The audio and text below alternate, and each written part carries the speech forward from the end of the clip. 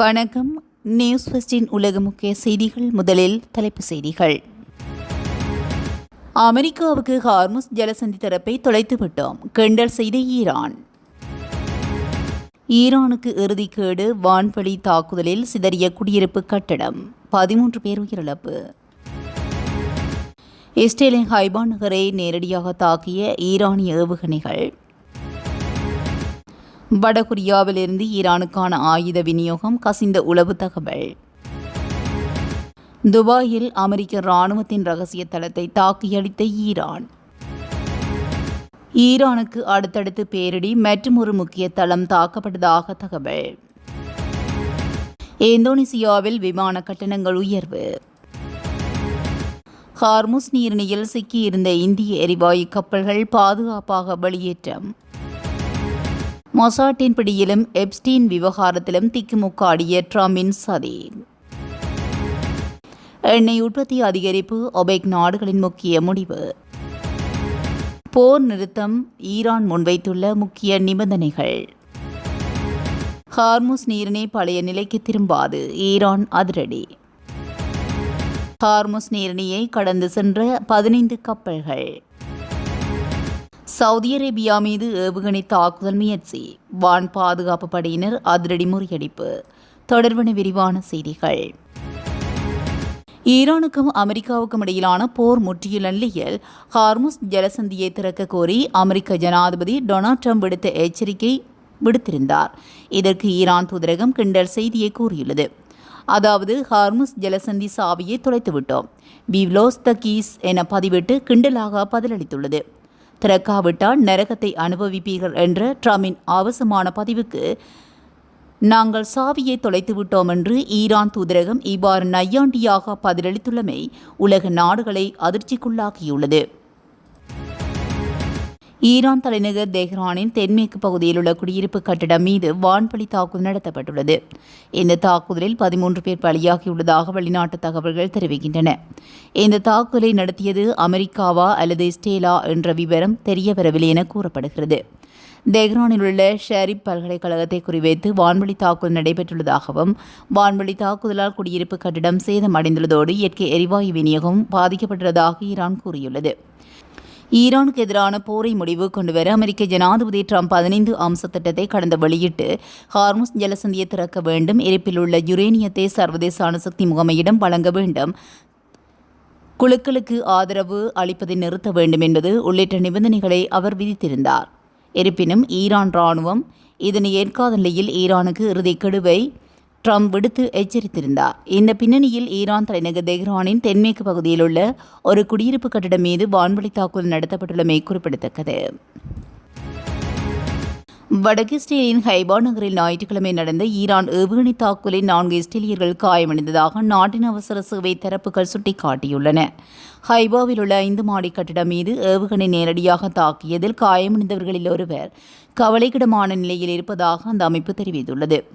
450 kilogram எடை கொண்ட ஏவுகணையின் வெடிபொருள் கட்டிடம் மீது நேரடியாக தாக்கியதை அடுத்து சிலர் இன்னும் இடிபாடுகளுக்குள் அடியில் சிக்கியுள்ளதாக தெரிவிக்கப்பட்டுள்ளது. இது தொடர்பில் வெளியாகிய அறிக்கையில் ஹைபாவில் குறைந்தது 3 இடங்களில் ஏவுகணை சிதறல்கள் விழுந்து கணிசமான சேதத்தை ஏற்படுத்தின. ஈரானிலிருந்து ஹைபா வடக்கு இஸ்ரேலில் உள்ள ஹலீலி மற்றும் நாட்டின் தெற்கில் உள்ள நேகேவ் ஆகியவற்றை நோக்கி ஏவுகணைகள் ஏவப்பட்டதை கண்டறிந்ததாக இஸ்ரேலிய இராணுவம் முன்னதாக தெரிவித்திருந்தது என கூறப்பட்டுள்ளது. ஈரான் இஸ்ரேலையும் அமெரிக்க இராணுவ சொத்துக்களையும் கொண்டுள்ள யோர்டான், ஈராக் மற்றும் வளைகுடா நாடுகளையும் குறிவைத்து ஆளில்லா விமானம் மற்றும் ஏவுகணை தாக்குதல் நடத்தி பதிலடி கொடுத்துள்ளது. இதனால் உயிரிழப்புகளும் உள்கட்டமைப்பு சேதங்களும் ஏற்பட்டதோடு உலகளாவிய சந்தைகளும் விமான போக்குவரத்து சீர்குலைந்தமை குறிப்பிடத்தக்கது.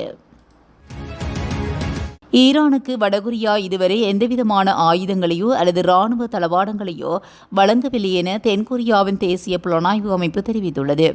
திங்கட்கிழமை நாடாளுமன்றத்தில் நடைபெற்ற விளக்க கூட்டத்தில் கலந்து கொண்ட நாடாளுமன்ற உறுப்பினர் பார்க் ஜுன்வோன் உளவுத்துறை தகவல்களை மேற்கோள் காட்டி இந்த விவரங்களை வெளியிட்டுள்ளார். வடகொரியா ஈரானிடமிருந்து சற்று விலகி இருக்க முயற்சிப்பதற்கான தெளிவான அறிகுறிகள் தென்படுவதாகவும் அவர் இதன்போது சுட்டிக்காட்டியுள்ளார்.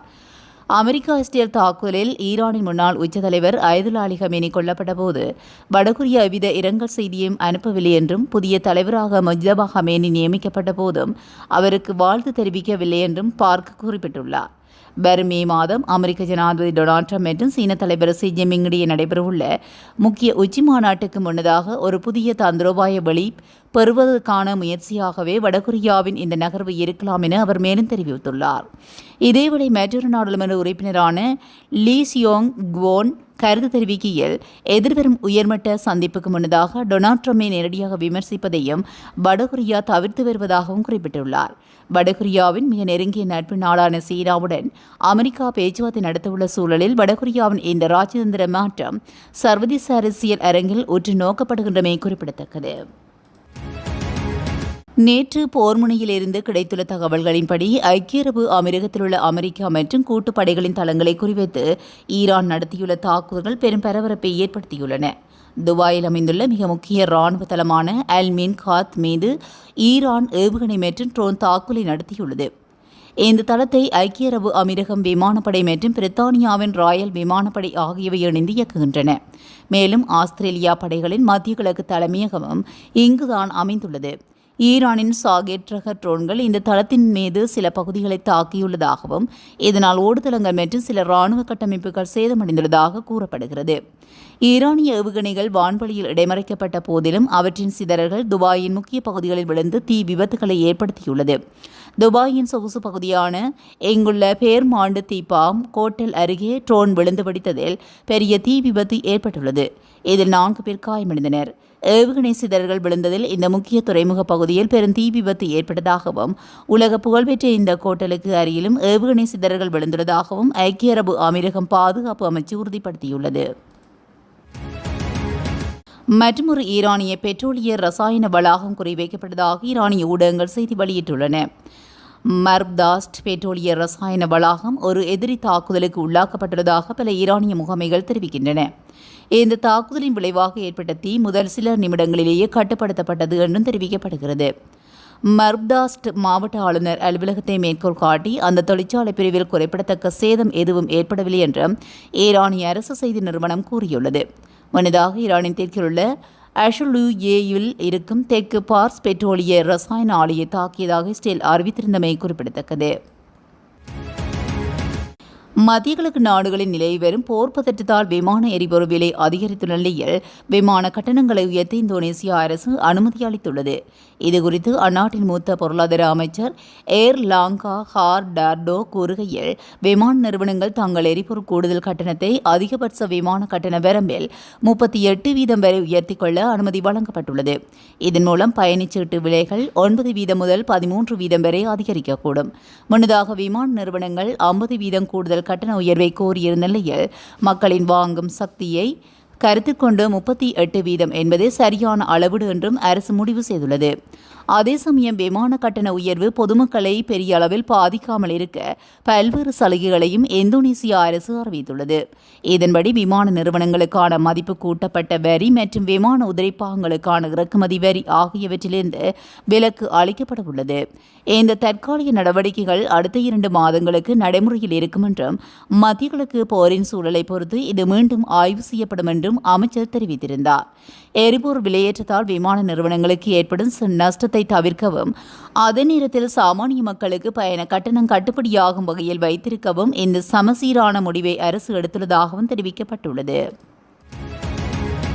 ஈரான் மற்றும் அமெரிக்கா இஸ்ரேல் இடையிலான போர் பதற்றத்தால் ஹார்முஸ் நீரிணை வழியாக கப்பல் போக்குவரத்து முடங்கியுள்ள நிலையில் அங்கு சிக்கியிருந்த இந்திய கொடி ஏந்திய கிரீன் ஆஷா மற்றும் கிரீன் சான்வி ஆகிய 2 LPG சரக்கு கப்பல்கள் பாதுகாப்பாக வெளியேறியுள்ளன. LSEG மற்றும் கெப்லர் தரவுகளின்படி இந்த கப்பல்கள் தற்போது ஹார்முஸ் நீரிணையின் கிழக்கு பகுதியை அடைந்துள்ளது. அதே சமயம் ஜக் விக்ரம் என்ற மற்றொரு கப்பல் இன்னும் நீரிணையின் மேற்கு பகுதியை நிலை கொண்டுள்ளதாகவும் ஈரான் அதிகாரிகளுடன் ஒருங்கிணைந்து செயல்படும் பட்சத்தில் பகமை இல்லாத நாடுகள் தங்கள் கப்பல்களை இயக்கலாம் என்ற ஈரானின் அறிவிப்பை தொடர்ந்து இந்தியா தனது சிக்கி தவிக்கும் எரிவாயு சரக்குகளை படிப்படியாக மீட்டு வருகிறது. இதுவரை ஷிவாலிக், நந்தா தேவி உள்ளிட்ட 8 இந்திய கப்பல்கள் இந்த நீரிணையை கடந்து தாயகம் திரும்பியுள்ளதாகவும் இந்தியா தற்போது கடந்த பல தசாப்தங்களில் இல்லாத மிக மோசமான எரிவாயு நெருக்கடியை எதிர்கொண்டு வருகிறதாகவும் தெரிவிக்கப்பட்டுள்ளது. அமெரிக்க ஜனாதிபதி டொனால்ட் ட்ரம்பின் போர் மீதான ஈர்ப்பு மற்றும் தவறான கொள்கைகள் உலகையே இரத்தக்களறியாகி மாற்றி வருவதாக ஈரானிய இராணுவத்தின் உயர்மட்ட பிரிவான சீல் ஆப் தி ஃபெரோட் பெட்ஸ் தலைமையகத்தின் ஊடக பேச்சாளர் குறிப்பிட்டுள்ளார். ட்ரம்பின் இந்த நடவடிக்கைகள் அமெரிக்காவுக்குள்ளேயே மில்லியன் கணக்கான மக்களை வீதிக்கு கொண்டு வந்துள்ளதாக அவர் சுட்டிக்காட்டியுள்ளார். ட்ரம்ப் சர்ச்சைக்குரிய எப்ஸ்டீன் வழக்கில் சிக்கியுள்ளதாகவும் அதிலிருந்து தப்பிக்கவும் இந்த நெருக்கடியை சமாளிக்கவும் அவர் போரை தூண்டுவதாகவும் ஈரான் குற்றம் சாட்டியுள்ளது. இஸ்ரேலிய உளவு அமைப்பான மொசாட் மற்றும் இஸ்ரேலிய பிரதமர் பெஞ்சமின் நெதன்யாகு ஆகியோரின் கோரிக்கைகளுக்கு அடிபணிந்தே ட்ரம்ப் செயல்படுவதாக ஊடக பேச்சாளர் குறிப்பிட்டுள்ளார். அத்துடன் ட்ரம்பின் போர் அறிவிப்புகளால் அமெரிக்காவுக்குள் ஒருவிதமான அச்சம் நிலவுவதாக ஈரான் தெரிவித்திருக்கிறது. அமெரிக்காவில் நடைபெற்று வரும் மில்லியன் கணக்கான மக்களின் போராட்டங்கள் ஒரு தெரியாத எதிர்காலத்தை பற்றி ஆழமான கவலையை பிரதிபலிக்கின்றன. ட்ரம்பின் ஆலோசகர்கள் வழங்கும் தவறான ஆலோசனைகளை பிராந்தியத்தின் பாதுகாப்பை முற்றிலுமாக சீர்குலைத்துள்ளது என்று ஈரானிய பேச்சாளர் குறிப்பிட்டுள்ளார்.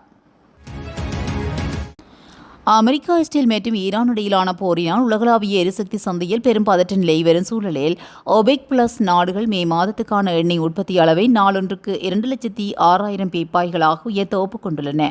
ஹார்முஸ் நீரிணை மூடப்பட்டுள்ளதனால் சவுதி அரேபியா, ஐக்கிய அரபு அமீரகம், குவைத் மற்றும் ஈராக் போன்ற நாடுகளின் ஏற்றுமதி பாதிக்கப்பட்டுள்ளது. எனவே இந்த உற்பத்தி உயர்வு தற்போதைக்கு ஒரு அடையாளப்பூர்வ நடவடிக்கையாக பார்க்கப்படுகிறது. போர் காரணமாக கச்சா எண்ணெய் விலை ஒரு பெரல் $120 என்ற 4 ஆண்டு கால உச்சத்தை தொட்டுள்ளது. மே மாத நடுப்பகுதி வரை ஹார்முஸ் நீரிணை மூடப்பட்டிருந்தால் விலை $150 தாண்டும் என ஜேபி மோர்கன் எச்சரித்துள்ளார். இந்த போரினால் உலகளாவிய எண்ணெய் விநியோகத்தில் சுமார் 15% தடைப்பட்டுள்ளதாகவும் மிக முக்கியமான எண்ணெய் வழித்தடமான ஹார்முஸ் நீரிணை பிப்ரவரி மாத இறுதியில் இருந்து முடக்கப்பட்டுள்ளது.